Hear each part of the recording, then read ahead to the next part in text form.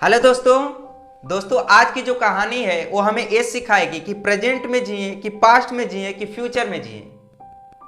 युवाओं के प्रेरक माने जाने वाले आज महात्मा बुद्ध जी सिखाएंगे कि प्रेजेंट में जीना चाहिए कि पास्ट में जीना चाहिए कि फ्यूचर में जीना चाहिए। एक बार ज्ञानी महात्मा संत महात्मा बुद्ध जी एक जंगल से गुजर रहे होते हैं और जिस जंगल के जिस रास्ते से गुजरते हैं उसी रास्ते में तीन व्यक्ति भागे भागे आते हैं और पूछते हैं, मुनिवर क्या आपने किसी स्त्री को भागते हुए देखा है?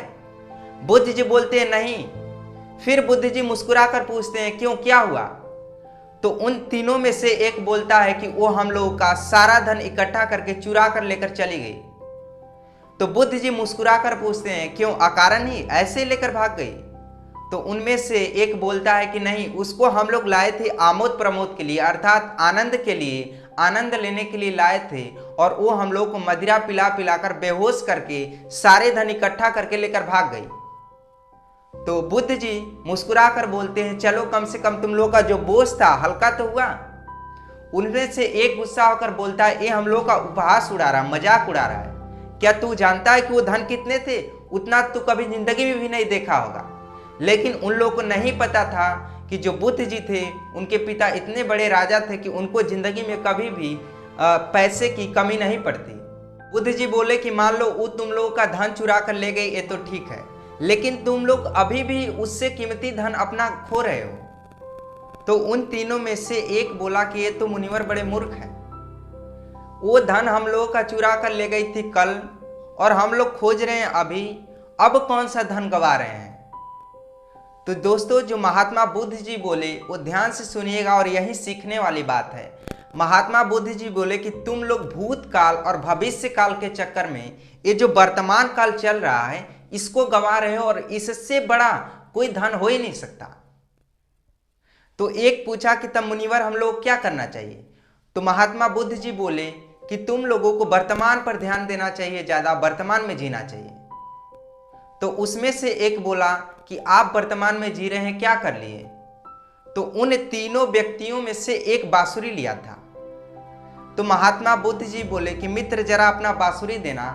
जब वो बांसुरी दिया तो बांसुरी देने के बाद जब बुद्ध जी बांसुरी बजाना प्रारंभ कर दिए तो उस जंगल के आसपास जितने भी पौधे थे और पौधे पे जितने चिड़िया बैठी थी वो सभी पक्षियां आकर वहां पे बांसुरी सुनने लगी और उन तीनों व्यक्ति ने उनके मुंह की ओर ध्यान लगाकर ऐसे बैठ गया जैसे कोई प्रभु की साधना में मग्न हो जाता। और देखते देखते जब बुद्ध जी बांसुरी बजाना बंद कर दिए तो भी वो तीनों व्यक्ति उनकी मुख की ओर देखते रहे। वो तीनों के तीनों लगातार एक टक देखते इसलिए रह गए क्योंकि वो तीनों इतना मनमोहक बांसुरी कभी नहीं सुने थे। उसके बाद उन तीनों में से एक पूछता है कि मुनिवर क्या हम भी ऐसा बांसुरी बजाना सीख सकते हैं? तो बुद्ध जी बोलते हैं कि तुम पहले अपने आप को वर्तमान में जीना प्रारंभ कर दो, उसके बाद बांसुरी इससे भी अच्छा बजा सकते हो। वर्तमान में रहने से तुम्हारे अंदर जितने भी दुख हैं उन दुखों का कारण जान सकोगे, अपने आप को जान सकोगे। तो फिर उसके बाद ये बताने के बाद बुद्ध जी जैसे ही 10 कदम आगे जाते हैं उसके बाद एक भागे भागे जाता है और उनका बुद्ध जी का पैर पकड़ लेता है, बोलता है कि मुनिवर मुझे भी ऐसी बांसुरी बजाना सीखनी है, मुझे अपना शिष्य बना लीजिए।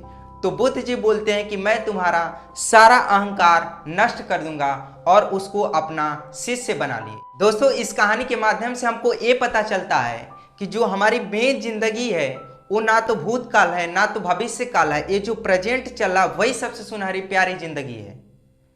दोस्तों आप बहुत मेहनत करते हैं अपने लक्ष्य को पाने के लिए, ये बहुत अच्छी बात है कि आपका आने वाला कल शानदार होगा, लेकिन उस आने वाले कल को शानदार करने के लिए आप थोड़ा सा समय काट कर उस प्रेजेंट को भी शानदार बनाइए और जिंदगी का आनंद लीजिए। दोस्तों इस वीडियो में इतना ही, मिलेंगे अगले वीडियो में। Thanks for watching this video.